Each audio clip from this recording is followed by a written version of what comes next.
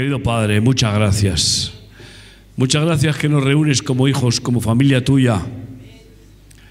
Muchas gracias, Padre, que nos sientas a tu mesa para comer tu pan de vida, tu palabra santa. Gracias, Padre, porque tú tienes infinita misericordia con nosotros. Y, Señor, tú nos cuidas, nos proteges, nos provees y nos perdonas todas nuestras faltas, Padre. Muchas gracias, Señor, porque tu amor es para siempre. Dios bueno, y cada día, Señor, tú sigues obrando en nosotros, transformándonos como vasos de honra, para que tú, Señor, estés contento llenándonos de tu Espíritu, Padre. Queremos agradarte y queremos, Señor, obedecerte. Por eso prestamos oído a tu palabra, Dios bueno, y queremos guardarla en nuestro corazón y pedimos a tu Espíritu que la vivifique, que nos fortalezca y que nos transforme, nos cambie, nos mude. Señor, poda con tu espada todo aquello que te estorba en nosotros, Padre. Bendice a mis hermanos, Padre. Bendice Remar Chile.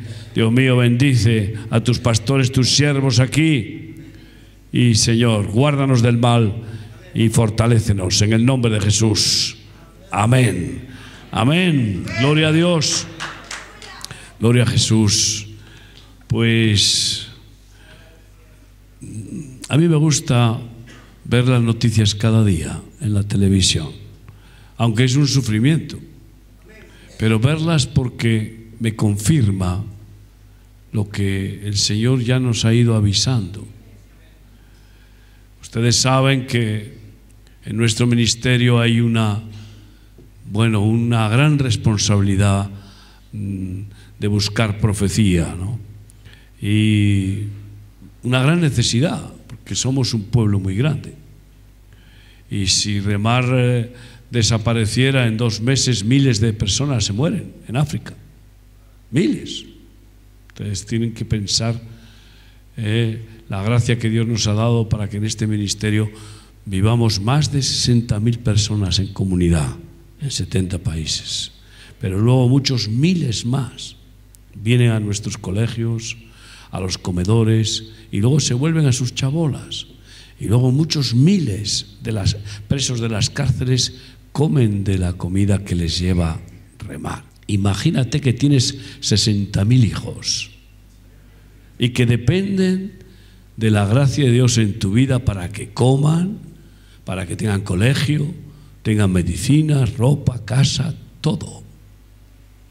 Pues eso es algo tan fuerte que entonces una responsabilidad tan grande y un peso en el alma tan fuerte que uno tiene que estar clamando al Señor. Avísame de las maquinaciones del enemigo para que no consiga dañar, destruir y hacer retroceder este ministerio y que millones se pierdan, porque hemos influido a cientos de miles, a millones de personas.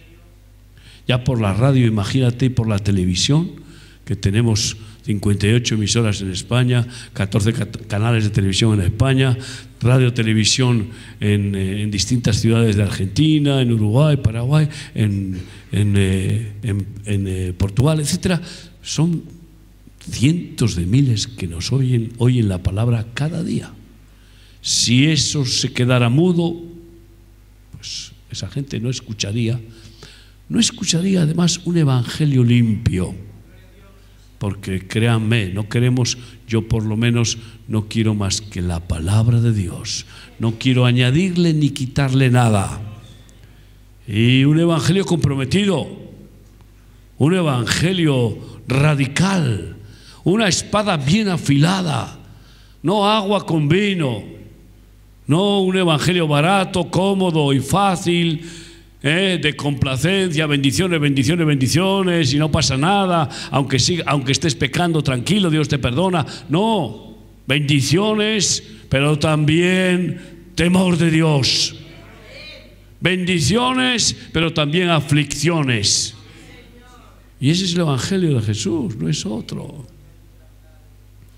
Y por eso les quiero compartir que hace tiempo que el Señor me avisó del quebrantamiento mundial y que va creciendo el quebrantamiento mundial, pero también del quebrantamiento de su pueblo, de la iglesia, de sus siervos y de cada persona en particular. Hay quebrantamientos grupales, una familia es quebrantada y puede ser quebrantada de golpe toda la familia. ¿Tú te imaginas el quebrantamiento que tuvo Job? Todos sus hijos murieron en un día. ¡Qué terrible! Eso es un quebrantamiento familiar, pero puede ser el quebrantamiento de un siervo de Dios, como he visto tantos a lo largo de nuestro ministerio. Y ese quebrantamiento va a crecer, porque no queda mucho tiempo y Dios quiere salvar después de quebrantar. Si no quebranta primero, muchos no hacen caso y no tienen temor de Dios. Y algunos que lo tuvieron, puede ser que lo hayan perdido, y entonces es probable que necesiten o necesitemos una disciplina de Dios. Hebreos 12, del 1 al 8. Por tanto, nosotros también, teniendo en derredor nuestro tan grande nube de testigos, despojémonos de todo peso y del pecado que nos asedia, y corramos con paciencia la carrera que tenemos por delante. Ay, amigo, no puedes correr cargado con carnalidades, cargado con materialismo. No, hay que despojarse de todo peso carnal para poder correr. Y como no corras, te pillan, amigo. El Señor una vez me habló, como yo me considero un burrito para Jesús, esa palabra de Jeremías en la que dice: ¿qué ves, Jeremías? Dice: una vara de almendro. Y yo me di cuenta de que el Señor me decía: una vara para que el Señor que te cabalga te diga: arre, que te pillan, hombre, que por detrás viene el lobo. Y el que se duerme, camaleón que se duerme, la corriente se lo lleva. Despojémonos y corramos con paciencia la carrera que tenemos por delante, puestos los ojos en Jesús. Yo no pongo los ojos en remar, pero por favor, ni en cuerpo de Cristo. Y si pongo los ojos en mi mujer es, bueno, pues en otra manera muy diferente a como los pongo en Jesús, ¿verdad? No es para que ella me guíe, no. Jesús es mi guía y yo soy el guía de mi mujer y de mis hijos, pero puestos los ojos en Jesús y en nadie más. Y hay muchos que ponen los ojos en los hombres y hablan de los apóstoles, y ponen los ojos en los apóstoles. Yo me presento queriendo que seas imitador de mí, como yo de Cristo. Claro que sí. Y por la gracia de Dios, así está siendo en estos 34 años de ministerio. Pero lo que el Señor me lleva es a que tú tengas una comunión, a ministrarte para que tengas una comunión personal con el Señor. Y que cada día pongas los ojos en Él. Porque, ¿ves? Yo hace años que no vengo y yo no sé cuándo volveré. Pero el Señor está contigo todos los días y puedes mirarle todos los días con los ojos de la fe, no los de la cara. Puestos los ojos en Jesús y en nadie más, en nada más. El autor y consumador de la fe, el cual por el gozo puesto delante de él sufrió la cruz, menospreciando lo oprobio, y se sentó a la diestra del trono de Dios. Considerad a aquel que sufrió tal contradicción de pecadores contra sí mismo, para que vuestro ánimo no se canse hasta desmayar. Algunos se cansan y desmayan y se quedan tirados en la culeta, ya no corren. Algunos se cansan de hacer el bien. Algunos dejan enfriar su corazón porque si aumenta la maldad, el amor de muchos se enfriará. Algunos se cansan. Ay, amigo, esto es llegar a la meta.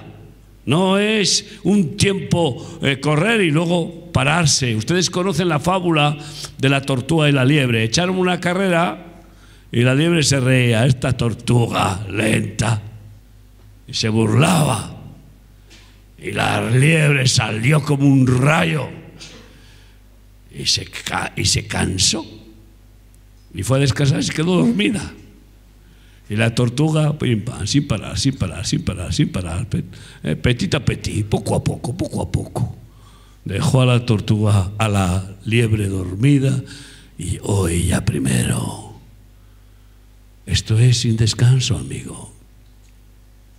Esto es permanecer. El que permanezca hasta el fin, ese será salvo. No es el que empieza, no es como empieza la carrera. Algunos empezaron bien, como dice Pablo a los Gálatas, y los llama insensatos. Empezasteis bien a correr. ¿Qué es lo que os desvió? Que habiendo empezado por el Espíritu, ahora estáis en la carne, en la letra, en la religión. Hermanos míos. Así que consideremos lo que Él sufrió para que nuestro ánimo no se canse hasta desmayar. Porque aún no habéis resistido hasta la sangre. Yo veo cristianos que se quejan. Digo, madre mía, me gustaría verlos allá en Somalia, verlos allá en Nigeria, perseguidos. Me gustaría verlos en situaciones donde realmente son apedreados o son crucificados. O son quemadas sus iglesias y sus casas. Digo, ¿pero qué es esto? Y yo veo a algunos cristianos que a la mínima dificultad enseguida se quejan contra Dios, contra el ministerio, se quejan. No tienen capacidad de sufrir. Y el amor, amigo mío, es sufrido. Él sufrió todo por ti y por mí. ¿Y tú y yo no vamos a sufrir un poquito en este mundo, qué? ¿Por causa de su nombre?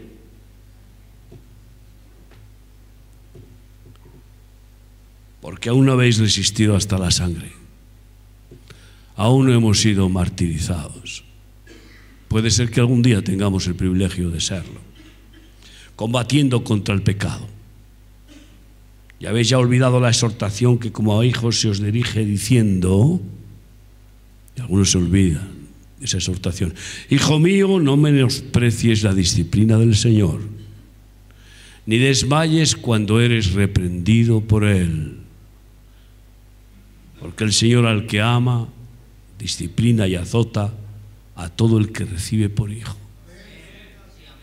Bienvenida a la disciplina del Señor.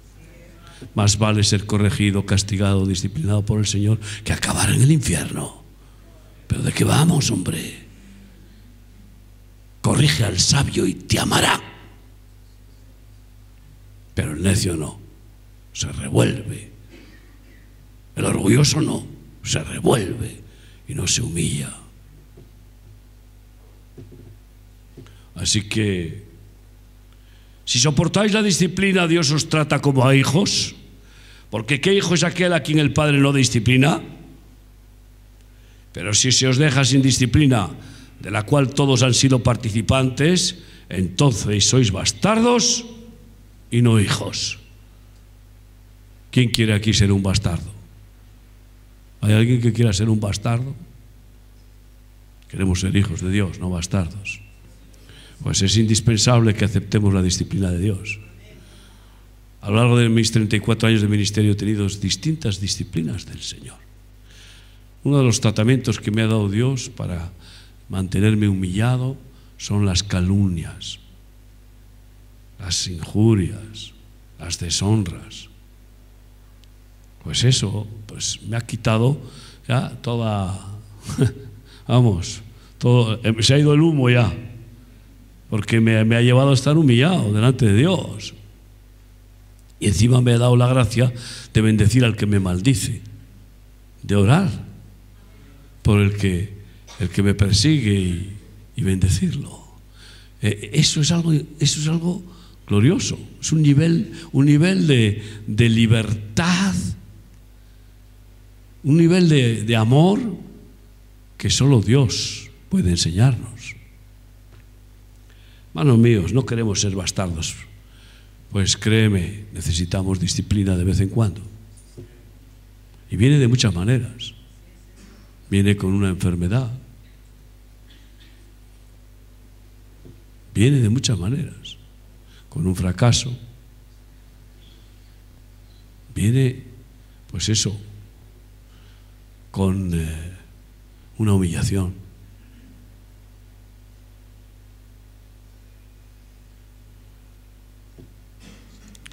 Disciplina de Dios con quebrantamiento. A lo largo de la Biblia leemos cantidad de disciplinas de Dios para sus profetas, pero sus profetas ungidos, para los reyes ungidos como David. David fue quebrantado tremendamente por causa de su pecado. Pues el hijo que tuvo con Jezabel, con Betsabé, murió. Enfermó y él ayunó y ayunó, orando para que lo sanara Dios, y no lo sanó y murió. Por causa de su orgullo y censar el pueblo y sentirse un rey con mucho ejército, muchos soldados y poderoso, Dios lo quebrantó. Y es el ejemplo del rey ungido, David. Cuanto más a ti y a mí, si lo necesitamos. No nos olvidemos. Así la historia del pueblo de Israel no es más que una especie de cadena de quebrantamientos de Dios para humillación del pueblo. El pueblo humillado clama a Dios, pide socorro, pide auxilio, y Dios lo levanta otra vez y lo bendice. Y una vez que es bendecido, se le hincha el pecho de vanidad y de orgullo, y vuelve a amar al dinero, y se vuelve a creer importante, y se empieza a olvidar de Dios. Y otra vez Dios lo quebranta. Esa es toda la Biblia, una y otra y otra. Y ese es ejemplo para nosotros y para la iglesia.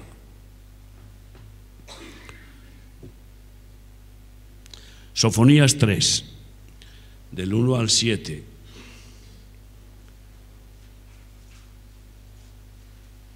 Yo sé que estoy hablando proféticamente hoy aquí, porque hay personas aquí que necesitan disciplina. Hay personas aquí que están rechazando la disciplina del Señor. Y además, porque viene un quebrantamiento tan fuerte al mundo y a la iglesia, para que pueda ser purificada la iglesia y para que multitudes puedan ser salvos. Sofonías 3, del 1 al 7. Ay de la ciudad rebelde y contaminada y opresora. No escuchó la voz ni recibió la corrección. No confió en Yahvé, no se acercó a su Dios. Habla de Jerusalén. Y hoy vas a Jerusalén, me entusiasma ir a Jerusalén, y voy todos los años, pero es como realmente como un nido de rameras religiosas. Y es el cuartel general de Satanás, porque él está empeñado en destruir a Israel. Y ha hecho que en Israel el aborto sea uno de los países con más índices de aborto. Ha hecho que en Israel la homosexualidad tenga su cuartel, uno de los cuarteles generales más importantes del mundo, en Tel Aviv. Y ha hecho que en Israel tengan la autosuficiencia y no cuenten con Dios y confíen en sus bombas atómicas, en sus armas, en su tecnología y en su riqueza. Y ha hecho que en Israel, el diablo ha hecho que en Israel muchos estén atados a la religión, una religión completamente trastornada, porque no es ni mucho menos, no es la religión judía que Dios dio en el monte Sinaí, sino un judaísmo rabínico completamente cambiado del original de la Torá. Y eso es un dolor inmenso. Sí que es cierto que Dios tiene un remanente en Israel de hombres y mujeres que no han doblado sus rodillas ante Baal. Siempre se reserva un remanente, pero muy pequeño. Y aquí está hablando de la disciplina tremenda de Dios a Jerusalén y a Israel, de aquel tiempo y de todos los tiempos, porque se repite y se repite. Y estamos oyendo cómo están atacando y cómo hay atentados. Claro que los que atacan y se ponen bombas y acuchillan son criminales, pero ¿por qué Dios permite todas estas cosas? ¿O es que Dios no se entera de lo que pasa? No hay nada que suceda sin que esté bajo el control de Dios. Ten en cuenta siempre eso. Y Dios lo permite para quebrantar. Porque no escucharon la voz de Yahvé, porque no recibieron la corrección. No confiaron en el Señor. Sus príncipes en medio de ella son leones rugientes. Sus jueces lobos nocturnos que no dejan hueso para la mañana. Fíjate tú. Y así, ¿no ves así a muchos devoradores de almas? ¿No ves así a muchos mercaderes del templo? Profesionales de las religiones. Sus profetas son livianos, hombres prevaricadores. Ahora están multiplicando los profetas que dicen, uy, tú eres lo máximo, tú vas a ser un ungido de Dios, tú vas a tener, vamos, todos los dones, vas a llenar estadios, tú vas a ser un empresario exitoso, vas a ser millonario. Mentira. Profetas que dicen paz, paz, paz, y no va a haber paz. No, no, al contrario, va a haber cada vez más guerras y guerras y guerras. Y sin embargo, profetizan en falso. ¿Por qué? Porque eso vende. Eso vende, con eso consiguen comprar los corazones y recibir sus dineros. Sus profetas son livianos, hombres prevaricadores. Sus sacerdotes contaminaron el santuario, falsearon la ley. Yahvé en medio de ella es justo, no hará iniquidad. De mañana sacará a luz su juicio, nunca faltará. Pero el perverso no conoce la vergüenza. Hice destruir naciones. Fíjate, ¿tú sabes cuántas naciones ha destruido Dios que ya no existen? ¿Tú sabes cuántas civilizaciones y pueblos han quedado destruidos que ya no quedan más que ruinas y en algunos de los casos ni eso? Pues todo es Dios quien juzga, quebranta, para salvar al que se humilla en el quebrantamiento. Sus habitaciones están asoladas, hice desiertas sus calles hasta que no quedar quien pase. Sus ciudades están asoladas hasta no quedar hombre, hasta no quedar habitante. Imagínate, pues eso ha sucedido y va a suceder cada vez más. Dije, ciertamente me temerá esta nación, me temerá esta ciudad, me temerá este sacerdote, este pastor, esta familia me temerá después de una situación así, después de un quebrantamiento, después me temerá. Pues mira lo que dice. Recibirá corrección, me temerá, recibirá corrección y no será destruida su morada según todo aquello por lo cual la castigué. Mas ellos se apresuraron a corromper todos sus hechos. Así que no recibieron la corrección. Ay, amigo, qué terrible cuando alguien no recibe la corrección de Dios.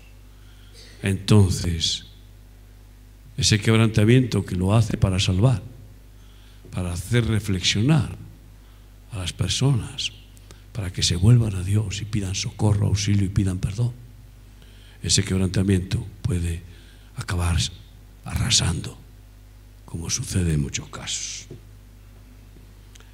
Hermanos y amigos, pues además del quebrantamiento de Israel, que lo estamos viendo, también estamos viendo un quebrantamiento mundial, creciente y creciente. Ustedes aquí han tenido 5 desastres, me han dicho. Los pastores en poco tiempo van a tener más. Y ya pueden prepararse espiritualmente para poder mantenerse de pie en medio de los derrumbamientos, en medio de la intervención de Dios. sumos sacerdotes y pueblos que han sido quebrantados se repiten en gran manera a lo largo de la historia de Israel. Dios quebrantó a Israel en Egipto. Allí durante 400 años estuvieron de esclavos en Egipto.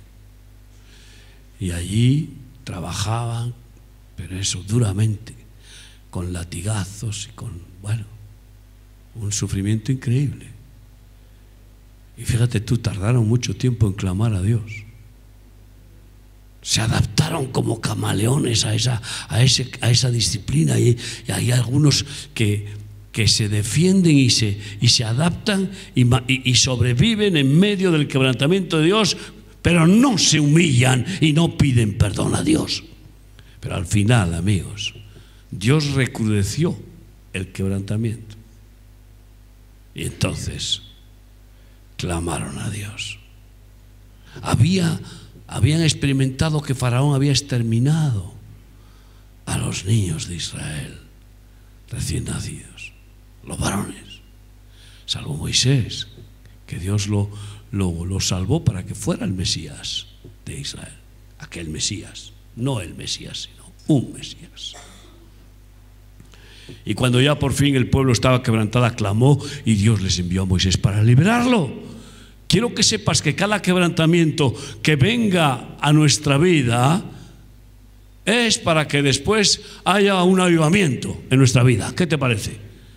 ¿Por qué? Porque si lo recibimos con humildad, recuperamos el temor de Dios, la gracia de Dios, y entonces Dios redobla su bendición, su unción, y nos da la victoria. Vemos el quebrantamiento que pasó con Jonás. ¿Qué pasó con Jonás? Lo manda el Señor a predicar profecía a Nínive para que se arrepienta, y Jonás desobedece y va en dirección hacia España en lugar de ir a Nínive, y casi Dios destruye el barco en el que iba él y a toda la gente que iba allí con una tormenta terrible. Por fin se dan cuenta de que alguien está allí atrayendo la maldición. Y entonces él confiesa: esto viene por causa de mí. Arrojarme al mar y se calmará el mar. Pero el tío era consciente de la disciplina de Dios. Esto me viene por mi culpa. Y fíjate tú, para salvar al barco no había más solución que él fuera quebrantado, disciplinado. ¿Tú te imaginas que te arrojen en el océano, en el mar Mediterráneo, que te arrojen allí? Y te abandonen. Y no solo eso, encima lo arrojaron al mar y un gran pez, que dicen que fue una ballena, no lo dice la Biblia, para mí que fue el Leviatán. Pero bueno, tampoco me lo tengo pruebas, pero yo porque claro, el Leviatán siempre es el dragón del mar, simboliza a Satanás, se lo tragó. ¿Pero tú te imaginas la disciplina de estar en la barriga de una bestia, ahí dentro, siendo removido con los jugos gástricos, las algas y los peces, lo que había tragado esa bestia? ¿Y qué olor puede haber ahí dentro? Que no se podía ni respirar. 3 días y 3 noches estuvo en ese vientre. Y entonces se quebrantó. Jolín, también tardó 3 días y 3 noches ahí dando vueltas en esa lavadora. Y se quebrantó y pidió perdón. Y entonces la bestia marina lo vomitó en la playa, en el lugar donde había huido, para que cumpliera el propósito. Y entonces obedeció y fue usado por el Señor para que toda la ciudad de Nínive, desde el rey hasta el último habitante, 120.000, se humillaran delante de Dios y pidieran perdón. ¡Qué gloria!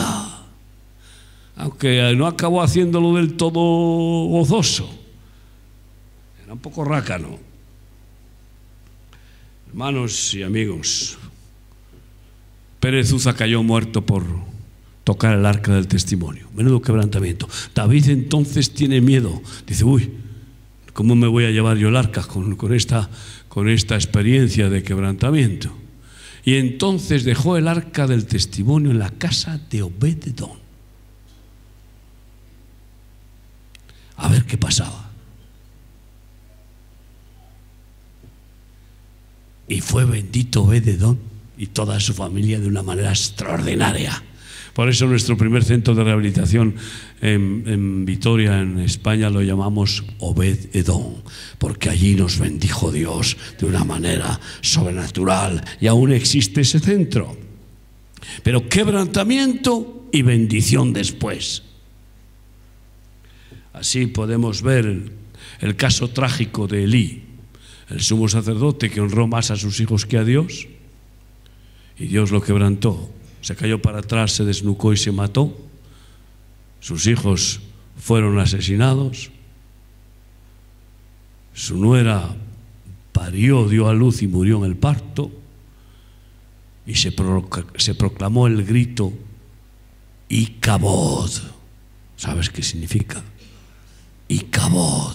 La gloria de Dios fue traspasada, porque el arca del testimonio fue robada por los filisteos. Y aquello ya era la mayor tragedia. Pero después de eso, el pueblo se humilló, lloró, clamó, gimió. Y después de eso, queridos amigos, el joven Samuel, que ya había empezado a ser profeta, porque profetizó al mismo sacerdote Elí el quebrantamiento, la disciplina de Dios, y Elí no se humilló y entonces fue ajusticiado por no recibir la disciplina, no escuchar la voz de Dios y no quebrantarse.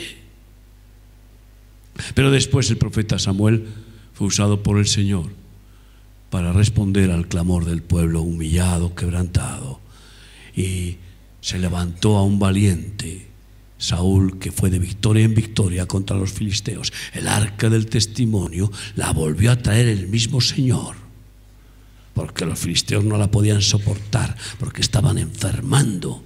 En lugar de ser benditos, eran malditos por haber robado el arca del testimonio. Dios cambió la situación. Hermanos míos, dice Isaías 26:16: Yahvé, en la tribulación te buscaron, derramaron oración cuando los castigaste. Que tú y yo no tengamos que llegar a ese punto, que derramemos oración cada día por respeto a Dios, que vivamos en temor de Dios cada día, y que no sea necesario de que Dios nos tenga que dar unas tortas tremendas para caer humillados y entonces derramar oración con lágrimas. Viene quebrantamiento al mundo por la sodomización masiva que está creciendo en este mundo y que está alcanzando a muchas iglesias ya, que están aceptando la homosexualidad e incluso que están abriendo iglesias para homosexuales. Y eso es abominación para Dios. Y por eso, ¿qué es lo que atrajo ya el quebrantamiento definitivo sobre Sodoma y Gomorra? Que fue completamente destruidas esas ciudades. Pues eso, la homosexualidad, la perversión sexual, la pederastia y toda la pornella, toda la inmundicia. Y eso está infiltrándose en muchas iglesias. Pero es que la fornicación y el adulterio se ha metido en muchísimas iglesias. Y hay personas que vienen a los cultos y dicen Señor, Señor, y están practicando fornicación y adulterio. Y hay pastores que predican y resulta que tienen sus concubinas, sus queridas, y están cometiendo adulterio. ¿No actuará Dios en situaciones así? ¿Cómo no va a actuar?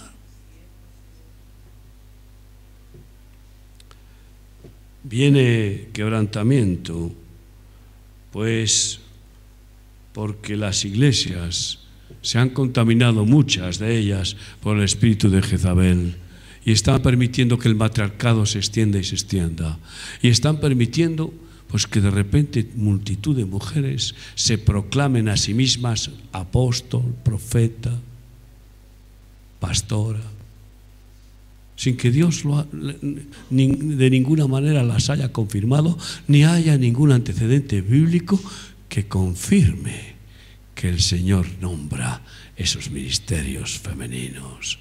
La mujer tiene ministerios, claro que sí, pero no esos.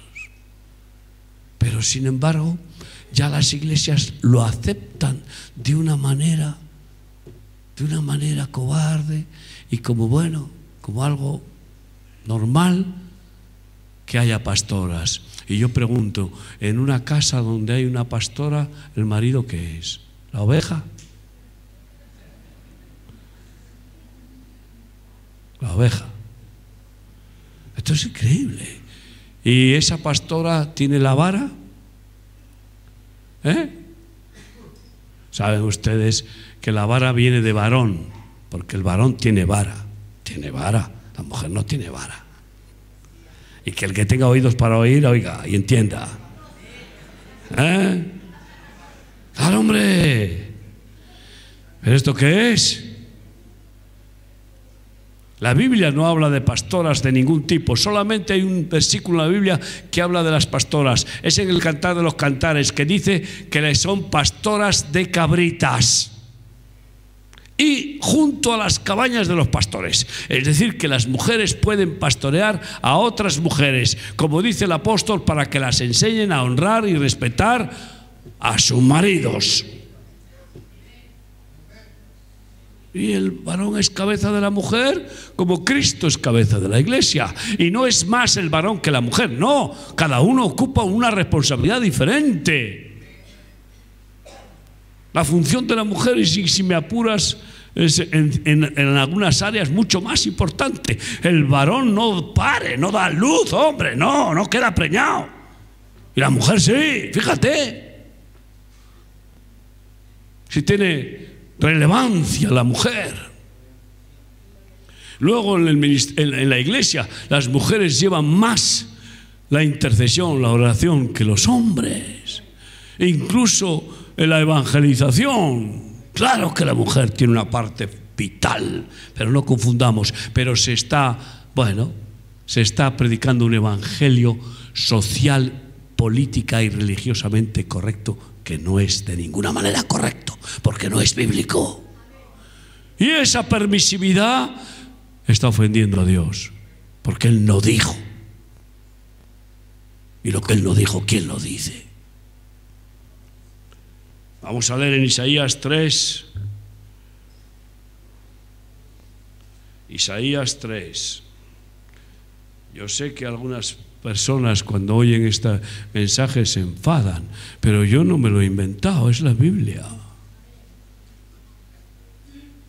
Y mi mujer, nadie la llama pastora, ni a ella le agrada de ninguna manera que la llamen pastora. Ella es mi sierva y yo soy siervo de Dios. ¿Qué te parece? ¿Y está ahí? Estamos a muerte unidos. Pero yo tengo que ser la autoridad, la cabeza, y amarla y respetarla hasta estar dispuesto a que me maten por ella. Claro, ese es el amor del pastor por las ovejas, porque el buen pastor su vida da por las ovejas. Dice así Isaías 3, 12 a 14. Los opresores de mi pueblo son muchachos y mujeres se enseñorearon de él. Pueblo mío, los que te guían te engañan y tuercen el curso de tus caminos, te engañan y te llevan a doctrinas erróneas y a no tener la unción, la bendición de Dios que baja de la cabeza a los pies, a estar bajo matriarcados. Y cuando en una familia hay un matriarcado, el padre ha perdido los pantalones, ha perdido la autoridad, y los hijos no tienen seguridad y tienen pues muchas posibilidades de perderse y de caer en homosexualidad, lesbianismo o en rebeldía y en disolución.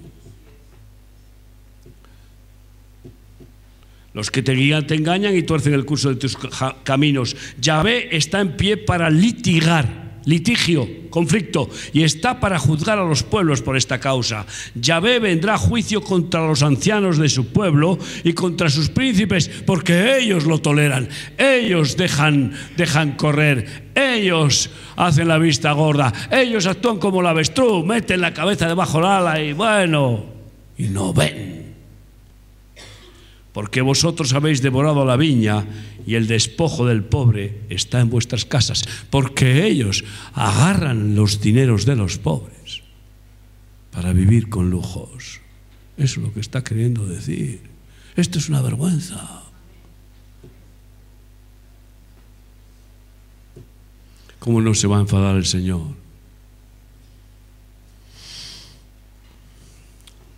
Estoy recordando ahora que nuestros hermanos de Remar en Colombia una vez estaban repartiendo stickers, como se llama, esas volantes, ¿no? O revistas pidiendo ayuda y para ofrecer el ministerio. Si tienes problemas, alguien con drogas, pues ven. Muchos han ingresado por eso. Y entonces estaban a la puerta de una iglesia importante, una iglesia evangélica importante en Bogotá, y llegó el pastor a predicar. Ellos estaban fuera y el pastor a entrar adentro con sus 4 guardaespaldas, y cuando vio a nuestros hermanos mandó que los echaran de allí, diciendo esos pordioseros. Y entonces en el culto aprovechó, ya fue inspirado. Vosotros no queréis ser como los gabaonitas, que vinieron con harapos y pan duro, muertos de hambre, hechos unos miserables, como esos que estaban ahí fuera pidiendo. Vosotros no queréis ser así. Vosotros queréis tener éxito, queréis tener buenas casas, queréis tener buenos coches, etcétera. Y todos, claro. Escucha bien. Luego pasó su ofrenda y ordeñó a todas las ovejas y venga, la sacó los jugos a todas. Pero ese pastor, a los pocos días lo mataron a tiros. Y no fue nuestra gente, fueron los narcos. Pero ¿quién fue realmente quien lo mató? A ver, dime, piensa un poco. Dios da la vida y la quita, hija mía. El día que tú y yo nos vayamos de este mundo es porque Dios lo dice. Y cuando Dios dice al alma, sal fuera, el cuerpo no la puede retener.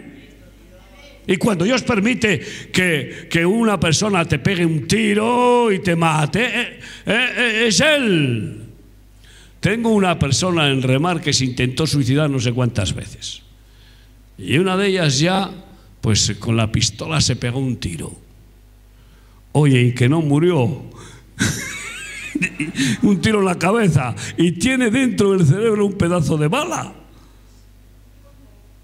Y ahí está, sirviendo al Señor. Porque Dios no quiso. Pero ¿qué nos creemos? No hay nada bueno ni malo que no esté Dios en control.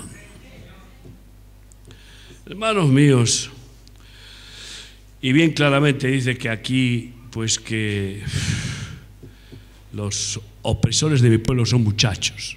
Y ahora, hijos de pastores o jóvenes supuestamente ungidos con melenas y tatuajes y piercings, pues se ponen a llevar la alabanza y montan los shows y dominan y son pastores de jóvenes y hacen una música que está muy lejos de ser una música santa, lejísimos. Y sin embargo, esos muchachos, esos neófitos, están bendecidos por sus padres pastores o por los pastores y los dejan porque dicen, es que así ganan muchos jóvenes. El fin no justifica los medios. No están ganando jóvenes para Cristo, están ganando jóvenes para un folclore, un show y una Babilonia evangélica. Esta es la realidad. El fin no justifica los medios. ¿Desde cuándo vamos a utilizar medios carnales para conseguir hacer hijos espirituales? ¿Tú te crees que eso puede ser así? Hermanos míos y amigos, dice Oseas 5:15, andaré y volveré a mi lugar hasta que reconozcan su pecado y busquen mi rostro. En su angustia me buscarán. ¿Y de dónde viene la angustia? Del quebrantamiento. No esperes a que tengas una angustia que Dios provoca con unos azotes fuertes. No, busca al Señor todos los días de tu vida. Buscadme y viviréis, para que no te suceda tal cosa. Sí. Venimos de Brasil, mi esposa y yo, y nos ha llamado la atención de que están decretando 4 días semanales sin agua en una parte de Brasil. Claro, esto es para Brasil es sorprendente. Jamás en no sé cuántos años ha existido escasez de agua en ese país que tiene de las mayores reservas de agua del mundo. Pero, sin embargo, una gran parte de Brasil, sequía, sequía, sequía, sequía.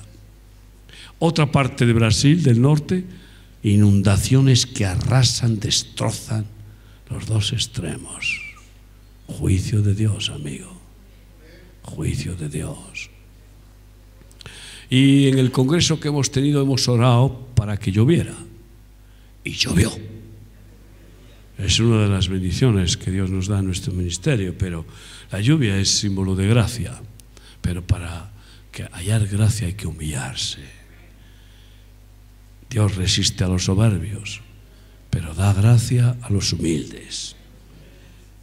Y mira por dónde viene la sequía, el desastre como juicio de Dios. Ageo, vamos a leer en Ageo, ¿estás ahí? No se te va la cabeza por ahí. Ageo 1, 9 y 10 dice: buscáis mucho y halláis poco, y encerráis en casa y yo lo disiparé en un soplo. Así muchos guardan. Es como el hormiguero, las hormigas guardan, viene el oso y se las zampa todas. Se las come todas y se acabó el hormiguero.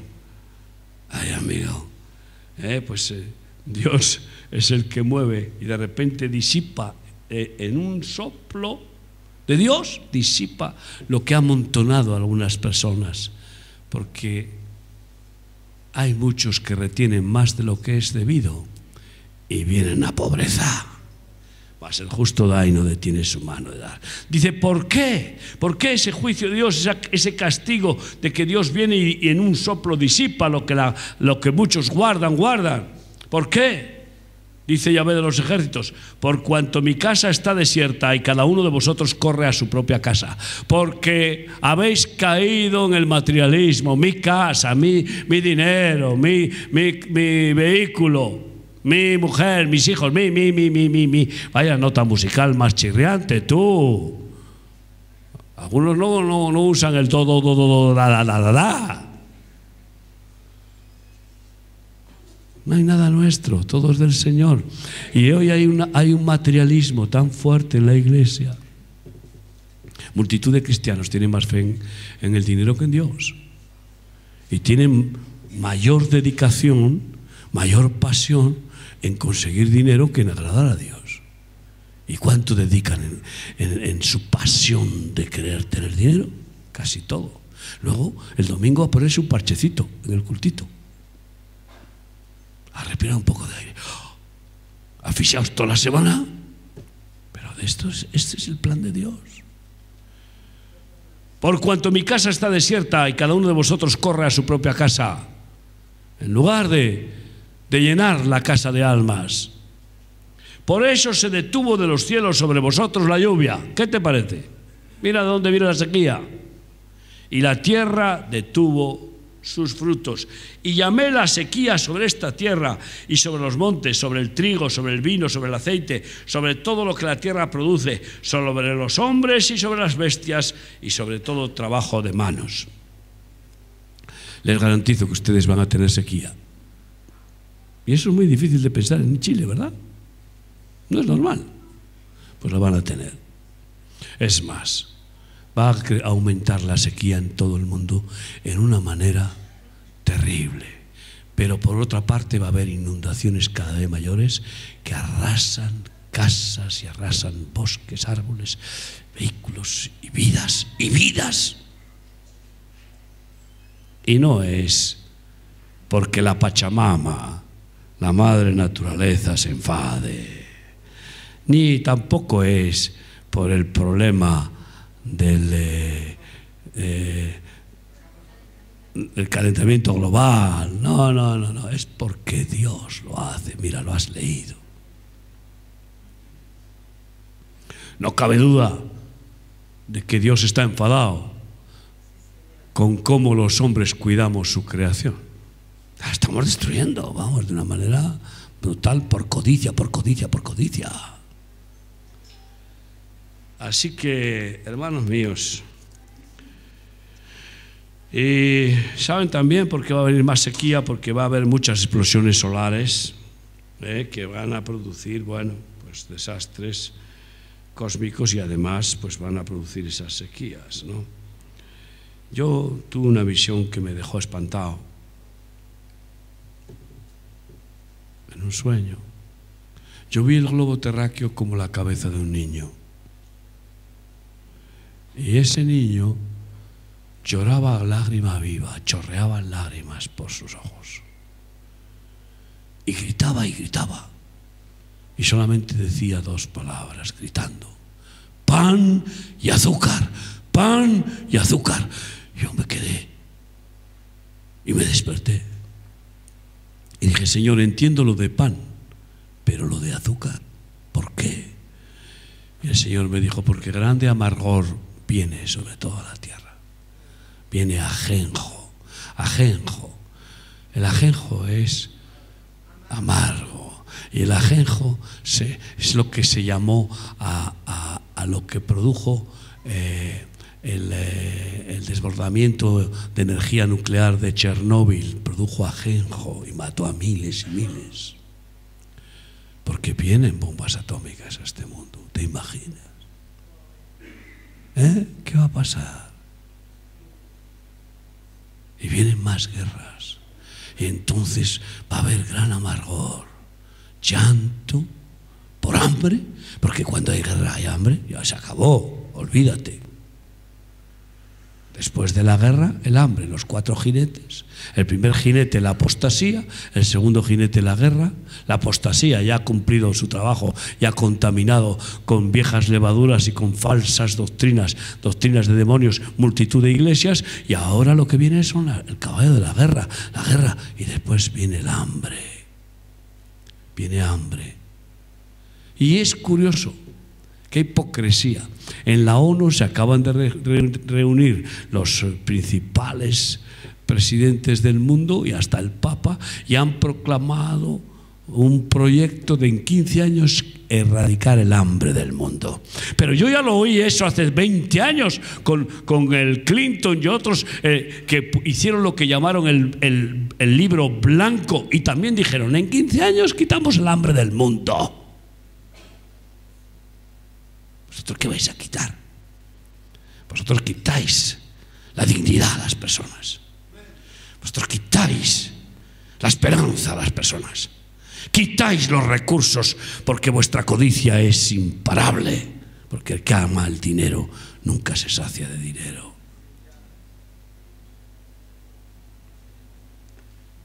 Unos versículos más, hermanos. Hechos 11.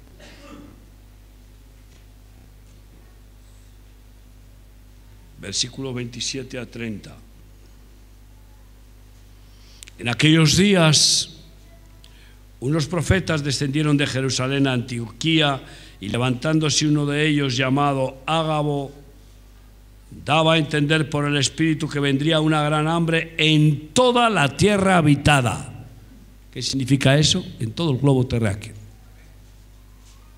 Y esta profecía se ha repetido cíclicamente a lo largo de la historia de la humanidad. En toda la tierra habitada. No está hablando solo de Israel, sino toda la tierra habitada. Y dice así: la cual sucedió en tiempo de Claudio, el emperador Claudio.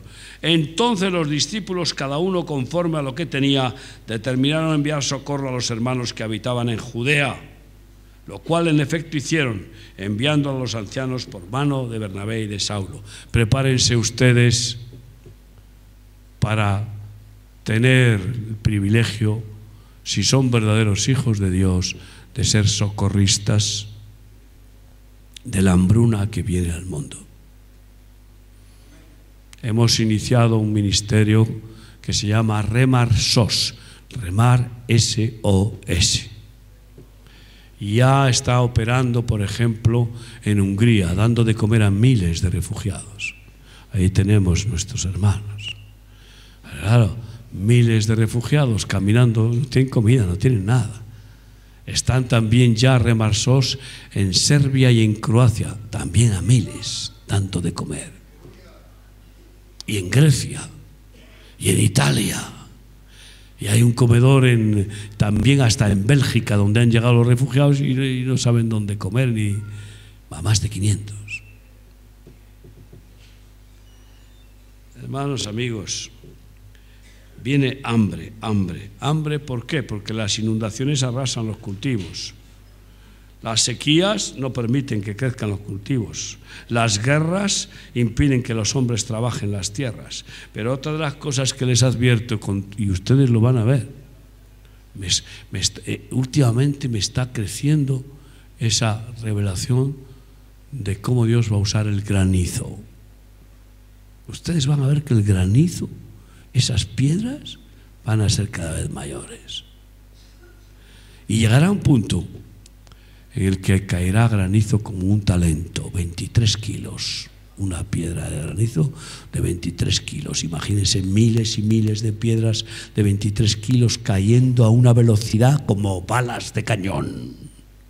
Destruirán edificios enteros. Ese es el granizo que Dios tiene preparado para destruir los ejércitos que vienen contra Israel. Pero también para quebrantar el mundo. Esto no es ya, pero sí vamos a ver crecer estas disciplinas de Dios sobre la humanidad, porque la humanidad no busca a Dios, y la mayor parte de la humanidad está engañada en un montón de religiones, 1.500 millones de musulmanes, 1.000 millones de católicos, 1.000 millones de evangélicos, que muchos de ellos no buscan más que el dinero, la prosperidad, y que viven carnalmente. Y luego, pues imagínate tú, 4.500 millones de personas pues incrédulas o hinduistas o de los Bahá'í o de yo que sé qué, de 40.000 religiones diabólicas. Hermanos míos, así que profeticemos, porque después, créanme, después de estos azotes que están bien simbolizados en el libro de Joel, de la oruga, el saltón, el revoltón y la langosta, que quebrantan ejércitos que Dios envía uno detrás de otro. Después viene el gran avivamiento final. Y usted y yo, nosotros y muchos más, tendremos el privilegio de cosechar almas, echar las redes del amor, las redes con cuerdas de amor me atrajiste, echar las redes de la solidaridad, dando de comer al hambriento, vistiendo al desnudo, recogiéndolos. Vamos a cosechar millones de almas para Cristo. No sé si ustedes tienen por aquí el libro de la oruga, el saltón, el revoltón y la langosta. Quebrantamiento mundial. Pues ahí se habla gran parte de lo que hoy hemos compartido. Y por eso profeticemos que viene cumplimiento de Joel 2:28. ¿Cómo anhelo yo el cumplimiento de esta palabra profética? Decíamos viajando en el auto para llegar acá o a hoy, que nos llevaba el hermano, que hemos sembrado con muchas lágrimas, pero con regocijo vamos a recoger las gavillas, manojos grandes de espigas, multitudes. Y dice así Joel 2:28-32: y después de esto, de estos quebrantamientos, derramaré mi espíritu sobre toda carne. Sobre toda carne. Es decir, que lo que quede del desastre, de los desastres, de las guerras que van a aumentar, terremotos, el Espíritu Santo vendrá sobre multitud de personas de toda lengua, nación. Y profetizarán vuestros hijos y vuestras hijas. Vuestros ancianos soñarán sueños y vuestros jóvenes verán visiones. Y también sobre los siervos y sobre las siervas derramaré mi espíritu en aquellos días. Y daré prodigios en el cielo y en la tierra, sangre y fuego y columnas de humo. El sol se convertirá en tinieblas, tremendos eclipses solares, y la luna en sangre. Y acabamos de ver 2 lunas en sangre. 2 lunas en sangre este año y 2 lunas en sangre el año pasado, en las mismas fechas, y unas fechas tremendamente significativas, nada menos que en la fecha de la Pascua y en la fecha de Sukkot, las 2 fiestas principales de Israel, lunas ensangrentadas, y que han pronosticado quebrantamiento de Israel. Y así ha sucedido. El año pasado, en nuestro 7º Congreso de Palabra Profética en Jerusalén, tuvimos revelación de una gran intifada que iba a venir a Israel antes de la segunda luna roja. Y así fue. Hubo 1.200 muertos palestinos, no sé cuántos israelitas, y miles de Scuds y de cohetes lanzados desde Palestina hacia Israel. Y eso es para que Israel se quebrante, se humille, pida socorro al Señor, se vuelva a su Dios, que es el único Dios verdadero, el Dios de Abraham, de Isaac y de Jacob, que es también nuestro Dios. Y todo aquel que invocar el nombre del Señor será salvo, porque en el monte de Sión y en Jerusalén habrá salvación, como ha dicho Yahvé, y entre el remanente al cual él habrá llamado.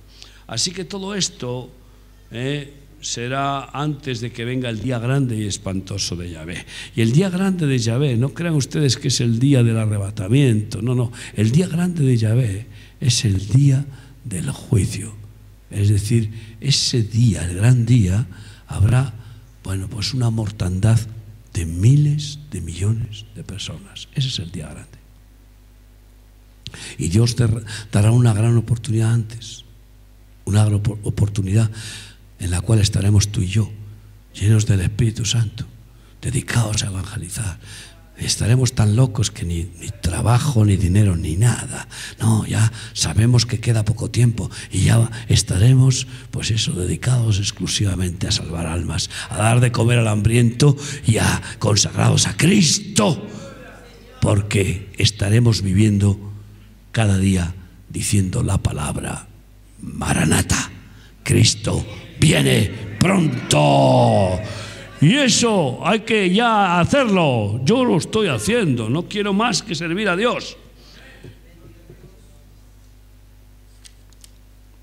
Hermanos y amigos, por tanto, yo les recuerdo que si alguno puede venir a nuestro 8º Congreso de Palabra Profética en Jerusalén. Lo tendremos, si Dios quiere, del 22 al 29 de noviembre.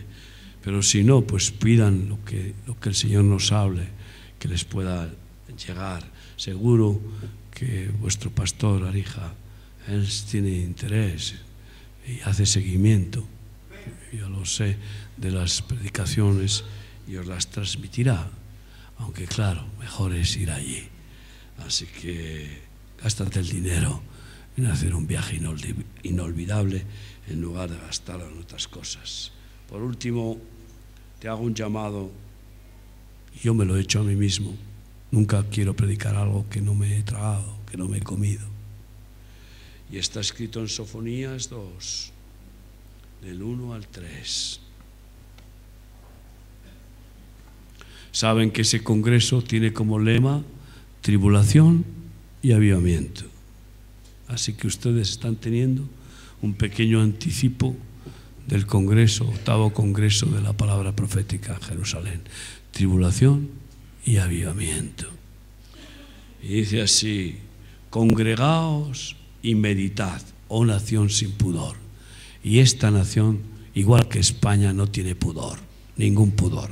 Ustedes están gobernados por gobernantes sin pudor, que aceptan y tragan todo el espíritu babilónico y, bueno, apoyan leyes carnales, impías, igual que en nuestro país, en España, pero igual que en todo el mundo. Babilón, esa es la gran tragedia de este tiempo final. Se ha extendido por todo el globo terráqueo y por eso nosotros tenemos que estar llamando a los que Dios tiene preparados y decirles: salid de Babilonia, pueblo mío, sal de Babilonia, la madre de todas las rameras religiosas, sal de la religión, sal de la letra y ven al espíritu, porque la letra mata, mas el espíritu vivifica. Sal de la religión, hombre, y ten vida, la vida de Cristo. Porque ninguna religión salva, hombre. Congregaos y meditad, oh nación sin pudor, antes que tenga efecto el decreto y el día se pase como el tamo, antes que venga sobre vosotros el furor de la ira de Yahvé, antes que el día de la ira de Yahvé venga sobre vosotros. Buscad a Yahvé todos los humildes de la tierra, los que pusisteis por obra su juicio, buscad justicia, buscad mansedumbre, quizás seréis guardados en el día del enojo de Yahvé. Yo sé que si lo hacemos, seguro que seremos guardados. ¿Quieres ser un humilde? Vivir humildemente, humillándonos cada día delante del Señor y delante de los demás. ¿Queremos realmente hacer justicia al huérfano y a la viuda? Tener mansedumbre, ser pacificadores, ser embajadores del reino de Dios y de su justicia, compartir nuestro pan con el hambriento, ser instrumentos de Dios para salvar, sanar y libertar. ¿Quieres formar parte de los ungidos, del gran avivamiento de amor y compasión, y que producirá lo más importante de la unción? No es los dones, que sí, que ya hemos leído que los da. No, lo más importante de la unción es la santificación. ¿Por qué? Porque la unción rompe el yugo, pudre el yugo con el ego, con el diablo y con el mundo. Ahí donde estás, cierra tus ojos y piensa hoy, ¿qué vas a hacer? ¿Qué vas a hacer cuando veas las noticias como yo y sigas viendo bombas suicidas, sigas viendo terremotos, maremotos, incendios, inundaciones, sequías, sigas viendo guerra tras guerra, sigas viendo injusticia tras injusticia, sigas viendo maldad tras maldad? ¿Qué vas a hacer? ¿Vas a meter la cabeza de debajo del ala como la avestruz? ¿Vas a formar parte de las vírgenes insensatas sin aceite que se duermen?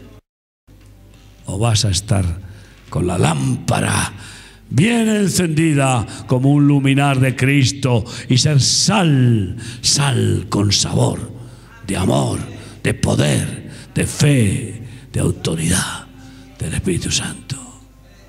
Si tú quieres realmente ese compromiso, ponte de pie donde estás para decirle a Cristo: heme aquí, Señor. Heme aquí, quiero ser parte de tu ejército de humildes, mansos y sacerdotes sacrificadores. Quiero realmente ser instrumento tuyo y quiero correr la carrera y despojarme de todo peso carnal. Quiero, Señor, que cortes, podes con tu espada, podes mi alma, mi vida, me corrijas en lo que tengas que corregirme, pero no quites de mí tu espíritu ni me eches de tu presencia.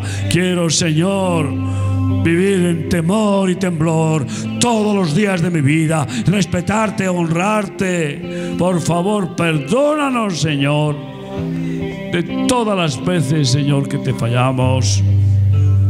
Perdónanos, Señor, por dejar enfriar nuestro corazón. Renuévanos, Señor. Rellena la lámpara del aceite, Dios mío, del aceite de tu amor, de tu fe. Padre querido, enciéndenos de tus amores para la gloria de tu nombre. Bendice mis hermanos, Padre. Úngelos, Dios mío. Úngelos, Señor. Dios santo, enloquécelos de tu pasión de salvar, sanar, libertar y de ser embajadores de tu reino. Pido tu bendición sobre ellos en el nombre de Jesús.